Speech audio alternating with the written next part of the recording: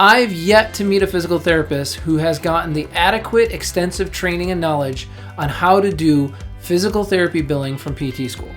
So since this isn't what you went to school for, this isn't what you're an expert in, why don't you outsource that to the experts?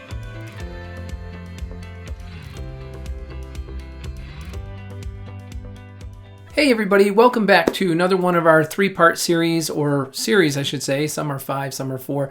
This is a three-part series on billing. I know this has been a real situation for a lot of people lately, trying to really economize and figure out ways that they can create greater levels of profitability, efficiency, and production.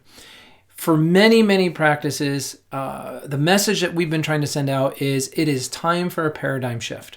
If you're of that camp and you understand we cannot practice like it's 1985 anymore, 1995, or even 2005, you probably have come to the conclusion that it's time to actually change the entire operating basis if you want to succeed in physical therapy private practice. A lot of people are trying watered down versions of a private practice bricks and mortar operation. They're doing cash-based services, they're doing mobile PT services, they're operating out of a gym, real risk-averse, low-scale kind of operations that are independent, which are fine, which are great, and I'm not saying that in a derogatory way, but it in no way, shape, or form compares to a 2,000, 2,500 square foot space, 3,000 square foot space, which is not really my favorite. I really like to see you down around that 1,500 to 2,500 square foot space where you've got 5, 6, 8 people working for you and you are actually running an organization, running a team of people, leading them in the direction of your ideal scene and creating a company culture where they're winning both personally and professionally along with you by being enhanced and actually gaining more skills, knowledge, and ability as a result of working in your practice. If you've created that, then you've created an organization, because by definition, anytime you have 3 people or more assembled for a common purpose or common goal, striving all for that common purpose and goal, you have an organization, because it's the individuals who win as a result of the group winning first. That's the way it works. That's the way companies work. Now, if it's you and an office manager in a mobile PT practice, or you and an office manager doing cash-based practice, you've created a nice 6-figure income for yourself, but it's going to cap right out. It's going to tap right out right there. It's highly unlikely you're going to assemble 5 or 6 other people that are going to demand that same level of reimbursement and volume of care and degree of satisfaction, because it's going to be a bunch of individual contractors, if you will, or individual people not necessarily working as a group trying to achieve that common purpose and common goal. So some of you may disagree. Please put comments below. Let me know how it's going. I do know of several cash-based practices, and I don't mean to be picking on them or isolating them, that are really thriving and they have multiple people working in them, but that's just not the norm. It's not the majority. That's like the one-offs. The majority of people who actually create a hybrid practice or an insurance-based practice are literally working and thriving as an entity, as a group, as a common denominator of people striving for that company culture and that patient care experience and that market brand, and really trying to create something that is second to nothing else. In doing that, I'm proclaiming we don't think outside the box. I'm proclaiming we throw out the box. I think it's time to completely change how physical therapy has been operating. I believe the best way forward is to economize on all of your administrative functions. So part 1 of this series is, should I have in-house billing or should I have outsourced billing? I'm always going to suggest that you have outsourced billing. Now, some of you maybe say that, well, Brian, of course you're going to say that. You have Meg Billing Solutions. You do billing for hundreds of clients. Well, yes, but I'm not on my YouTube videos giving you this education, knowledge, tips, and suggestions trying to make more money. That is not my goal or intentions. That is not my purpose. My purpose here in talking to you right now is to help you think through what is going to operate. Let me rephrase that. Think through what is going to work best in your operations for you to meet your goals as an individual. I've yet to meet a physical therapist who has gotten the adequate, extensive training and knowledge on how to do physical therapy billing from PT school. So since this isn't what you went to school for, this isn't what you're an expert in, why don't you outsource that to the experts? It's data entry, everybody. It's literally data entry. Let them do the data entry, complex data entry. Let them handle the rules, regulations, the nonsense. Oh, I didn't get this. I got that. I denied it for this stupid reason, that stupid reason. You didn't have this code, that code. Don't tie yourself up with that. Put your mental attention units on building your practice.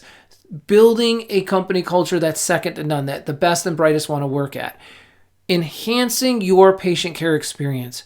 That's physical therapy. That's what you went to school for. Greater outcomes, greater quality of care, better proficiency, which is efficiency and productivity within and amongst your staff.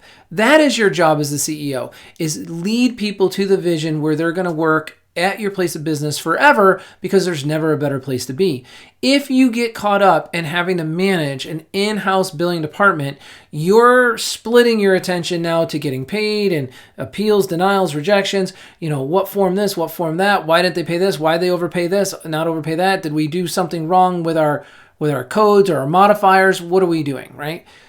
Honestly, that is just going to take you all away from the core essence of your business, which is actually treating patients and getting them to live their lives with optimum health.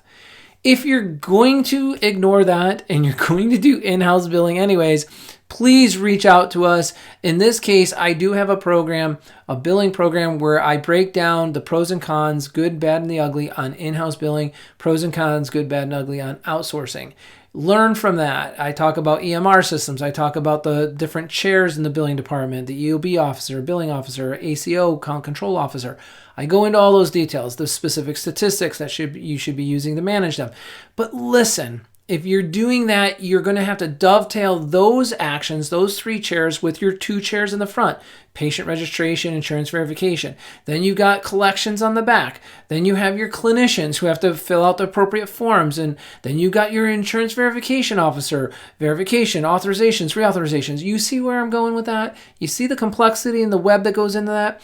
Look, if you go to a hair salon today, I can tell you the only people in the salon are the beauticians, are the ones that are doing your hair, the ones that are actually going to touch you. You went in 15 years ago, there was a receptionist, there was somebody who made schedule, there's somebody who swept the floor, there's somebody who cleaned the windows and mirrors, and then somebody cut your hair. All gone. All gone. That's not happening. You go to a massage place, there's nobody at the front desk scheduling people anymore. Just the massage therapist. Same thing for physical therapy. If we're going to handle that 4% cut that's coming in 2023, we're going to handle the reduction that we already took it on the chin with the PTAs. You've got to pay for what you use, which is the benefit of outsourcing. No vacation, no sick, no holiday, no printers, no cartridges, no stamps, no envelopes. All of that goes away. All that goes away with outsourced billing. So I'm always going to slant towards outsourced billing. Let the experts do it. Pay a % of what comes in. You're paying for what you use. You're not paying someone's 401k, retirement, vacation, sick, and holiday. All of that's gone. So I hope you like this video. I hope that gets you thinking. Honestly, it's going to benefit you greatly if you did that. We take on 5 to 6 clients every single month. We have a whole rollout process. It is not hard. It is not going to set you back. You are not going to lose money in the process. We do it every single month. We have it all hardwired up. If you want a billing assessment where we'll look at your in-house billing, see what's going, if it's good or bad, or even if you should leave or not leave, we will do those for free for you. So that's it for this week's video. I hope that was helpful, educational, knowledgeable. I hope it gives you food for thought. Above all else, think about what the initials are after your name and focus your time, energy, and effort on building that. You're a physical therapist. Build a physical therapy practice.